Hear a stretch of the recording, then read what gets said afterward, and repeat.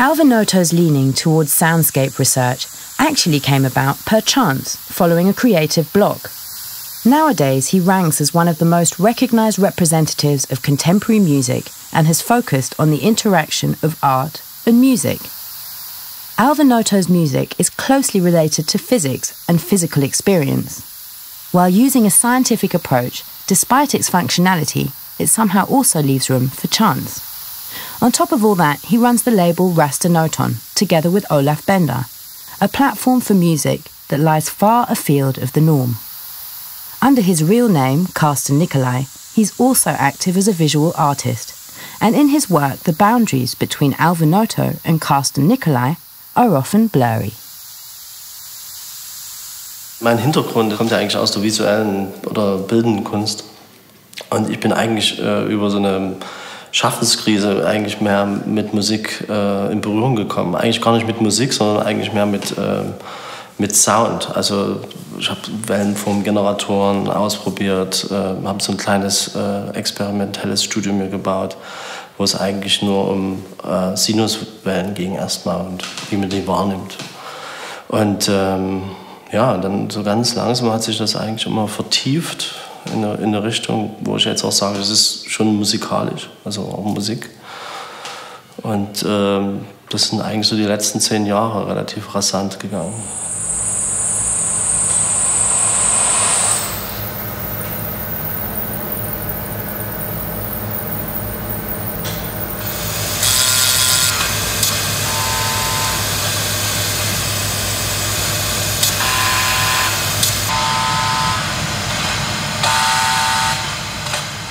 Der Ansatz von mir war eigentlich überhaupt herauszufinden, was ist Sound. Also ich habe das mit sehr, sehr minimalen Testton-Equipment, Oszillatoren, Oszilloskopen eigentlich angefangen und hatte überhaupt kein Musikinstrument. Ich glaube, bis heute besitze ich noch kein wirklich echtes Musikinstrument. Ja.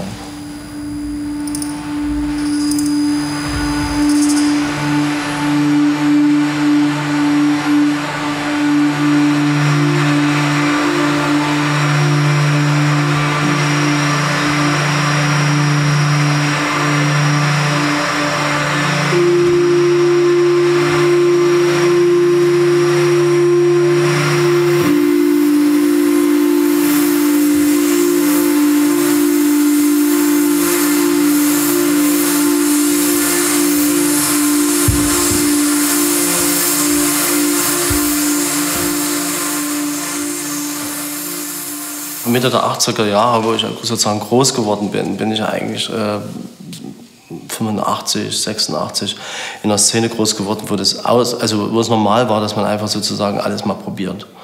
Und also ob das jetzt ein Film war oder ob das mal was mit Musik war oder ob das Malerei war, Aktion, Performance, was immer, das war alles sehr, sehr offen. Und man hat also da wenig Berührungsängste gehabt. Also man hat einfach begonnen zu experimentieren. Und ich glaube, das hat sich bis heute eigentlich fortgesetzt, keine Berührungsängste zu haben. Und eigentlich das aus einem reinen, also einer gewissen Art von Naivität heraus zu operieren, die aber auch keinen akademischen Hintergrund hat erstmal. Also man wirklich das reine Experiment erstmal versucht als Ansatz zu nehmen. Ja.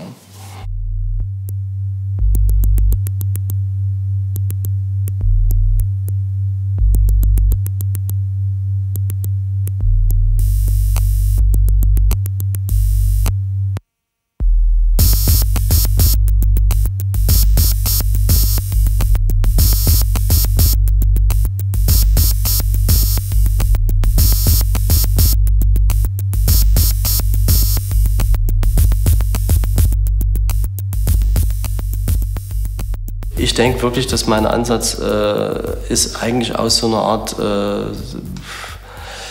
es gab so einen Begriff in den 80er Jahren, den ich ganz schön finde, geniale Dilettanten. Also dass man eigentlich aus einem Dilettantentum, also aus so einer gewissen Art von Unwissenheit heraus auch wenig Ängste hat, Dinge anzufassen und zu berühren und zu machen. Und ich glaube, das ist bedeutet jetzt nicht, dass man ungebildet ist und dass man nichts weiß von den Dingen, aber es bedeutet einfach, dass man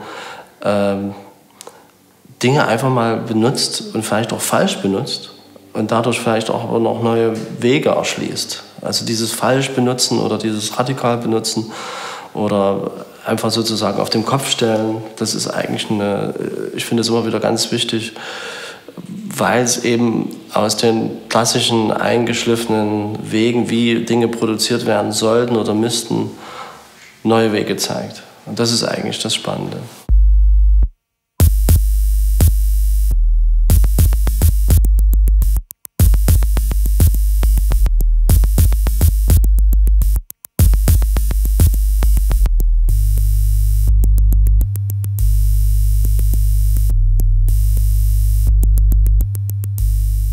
Hauptsächlich arbeite ich ja mit dem Computer. Und ich wollte auch immer darstellen, dass das Computermusik ist. Also was kann der Computer leisten, was zum Beispiel ein Synthesizer nicht leisten kann. Ich wollte auch gerne diese Digitalisierung, die stattfindet, dass es Daten sind. Das war mir immer sehr wichtig, dass man weiß, okay, das sind eigentlich Daten, mit denen man hier operiert. Das sind eigentlich Zahlenreihen, das sind Codes. Das war mir immer sehr wichtig. Das sind immer so Ansätze für mich gewesen, die auch das vielleicht unterscheiden würden, wenn man jetzt ein klassisches Instrument spielt oder ein klassisches elektronisches Instrument.